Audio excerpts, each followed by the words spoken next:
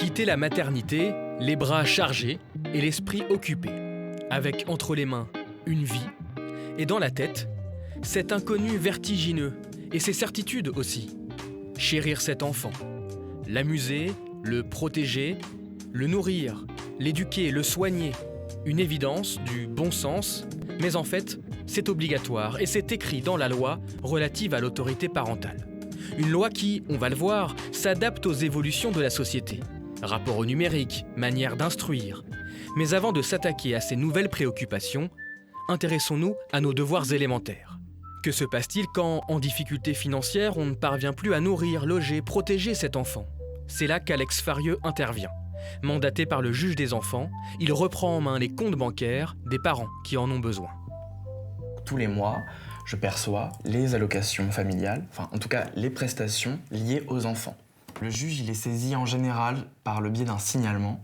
Ça peut être un signalement qui vient de l'école, des assistantes sociales du département, qui font remonter les difficultés financières, que la famille est en difficulté financière et que ça impacte les besoins matériels et le quotidien des enfants. Avec ce compte de gestion, on peut effectuer des paiements directement à des créanciers, par exemple payer une facture d'énergie ou payer un plan d'appurement pour une dette locative. Alex Farieux rencontre toujours les familles à domicile. La pédagogie est essentielle, car si l'on parle bien d'une mesure d'aide, elle n'en reste pas moins imposée aux familles. Souvent, elles sont un peu noyées, un peu perdues, elles savent plus qu'est-ce qui est le plus important à prioriser. Et souvent, elles peuvent être soulagées qu'il y ait un relais. Si les défaillances parentales peuvent être sanctionnées par la justice, elles sont parfois aussi pointées du doigt par la société. Juin-juillet dernier, des nuits de violence secouent le pays. Parmi les émeutiers, beaucoup de jeunes de 12 à 17 ans. Des voix s'élèvent contre leurs parents. Emmanuel Macron rappelle leur devoir de les tenir à domicile. C'est la responsabilité des parents. Mais quelques jours plus tard, autre son de cloche. Dans une tribune, des associations soulignent l'urgence de faire du soutien à la parentalité un axe majeur de la politique familiale. Un discours qu'on tient au service jeunesse de Rouen-Saint-Sever. Cela fait 12 ans que Kaltoum, qui élève seule des jumeaux, vient échanger avec les animatrices. Aucune d'entre elles ne veut jeter la pierre sur les parents. Le problème, c'est que on est jugé tout le temps. Quand on fait bien, on dit vous faites de trop. Quand on fait pas assez, on dit vous. C'est ça le problème. Dans l'un, dans l'autre, on est toujours jugé. Il n'y a pas que la question des parents, il y a le contexte économique en fait. Les émeutes, on laisse quand même sur le carreau un paquet de gens qui sont dans la pauvreté la plus totale. Ce qui éduque les jeunes, c'est les parents, mais c'est aussi tout ce qu'il y a autour du jeune, c'est-à-dire ce qui se passe à l'école, ce qui peut se passer dans le quartier, s'il y a des acteurs dans le quartier. Pour moi, l'enfant, il n'est plus élevé ou éduqué que par les parents. Si l'enfant ou l'ado, il prend un chemin qui n'est pas bien, qui fait des choses pas bien, c'est pas forcément la faute des parents. Il y a certains qui démissionnent, mais parce qu'aussi ils sont dépassés, surpassés, parce qu'il faut voir quand les adolescents piquent des crises, c'est pas simple à gérer. Ces jumeaux ont 17 ans. Parfois, à la maison, c'est compliqué. Kaltoum n'hésite pas à le dire et à demander de l'aide, s'il le faut.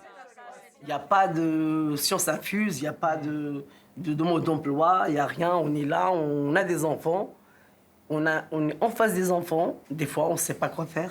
Donc, je conseille les parents d'aller demander de l'aide, de ne pas démissionner, de ne pas croire qu'on est nul, qu'on n'est pas des bons parents, quand on n'arrive pas à trouver une réponse ou qu'on n'arrive pas à assumer devant une difficulté. Nous, au service jeunesse, on a fait le choix aussi d'être dans la prévention. Être déjà présent auprès des familles et des jeunes très tôt, à des moments où c'est là qu'en fait, ça peut être fragile. Pour que tout le monde, en fait, se concentre aussi très tôt et pas attendre que ça se voit dans les rues par les émeutes.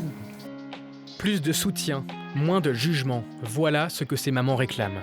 Pas facile d'être critiquée dans sa parentalité, dans sa façon d'éduquer son enfant. Aurélie, par exemple, a fait le choix d'instruire son fils à la maison. Est-ce que t'as tout bon là? Bah oui. Tu le ranges, tu choisis une autre activité?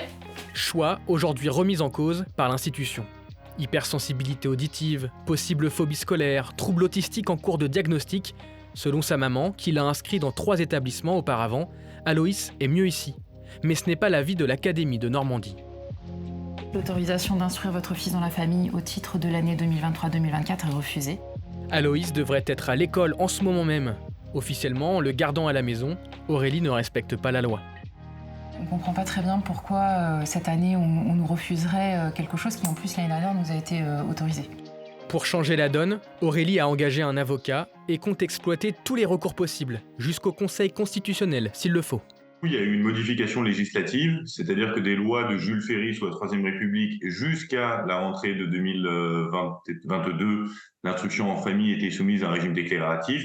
Donc pour le coup, c'est un droit libre. Vous faisiez une déclaration d'instruction en famille, le rectorat vous contrôlait dans l'année, et tant que le contrôle était favorable, vous n'aviez aucun souci. Il y a eu une loi prise contre les séparatismes le 21 août 2021, et cette loi a inversé le régime en soumettant l'instruction en famille à un système d'autorisation. Ça, c'est totalement lié à une volonté politique. Votre sentiment face à cette situation de devoir vous battre pour finalement exercer ce que vous pensez être votre droit? C'est difficile en fait de se sentir dépossédé de notre responsabilité parentale parce qu'en fait on nous demande en tant que parents d'être garant de la bonne santé de notre enfant, de sa bonne éducation, du fait de ne pas être maltraitant avec lui, et en même temps on nous demande de faire quelque chose que nous on pense contraire à ses intérêts, et en l'occurrence de le forcer à aller à l'école alors qu'on voit bien que c'est lui, ça met sa santé en danger. Donc clairement pour nous il y a quelque chose de parfaitement dichotomique en fait. Cette loi, qu'on lisait tout à l'heure, elle est en constante mutation. C'est notamment le droit du numérique qui évolue rapidement. À l'Assemblée nationale, en ce moment, on débat autour d'une proposition de loi pour garantir le respect du droit à l'image des enfants. Selon ses défenseurs, la moitié des clichés échangés sur les forums pédopornographiques proviendraient des publications de parents sur les réseaux sociaux. Pour diminuer les risques de détournement ou de cyberharcèlement, les parents pourraient être soumis à de nouvelles règles, même si une loi existe déjà, afin d'encadrer l'exploitation commerciale des enfants de moins de 16 ans. Cette loi, elle prévoit que ces enfants-là vont bénéficier des règles protectrices de droit du travail au même titre que les enfants mannequins ou du spectacle ou de la publicité. Et elle prévoit que avant de diffuser ces images, les parents doivent obtenir soit une autorisation, soit un agrément de la part de l'administration pour que leurs enfants puissent effectuer ce travail d'influenceur. Et si tous les parents étaient soumis à de nouveaux devoirs numériques? Face à l'omniprésence des écrans, les papas et les mamans doivent repenser leur rôle, selon cette chercheuse. La consommation numérique des enfants de moins de 6 ans est aujourd'hui à 6 heures par semaine en moyenne.